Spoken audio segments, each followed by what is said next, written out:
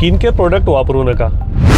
पावसाळा संपल्यानं आता हिवाळा सुरू झाला आहे, तर वातावरणात बऱ्यापैकी बदल झाला आहे. वातावरणात गारठा यायला लागला आहे, थंडी वाढायला लागली आहे. अशा वेळेस शरीरात देखील बरेच बदल होत असतात.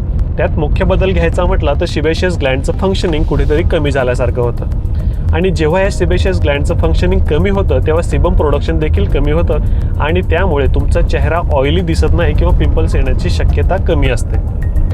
अशा वेळेस तुम्ही जर हिवाळ्यातले प्रोडक्ट सोडून म्हणजे पावसाळ्यात किंवा उन्हाळ्यात वापरणारे प्रोडक्ट जर वापरलं तर त्याने तुमची स्किन खराब होऊ शकते.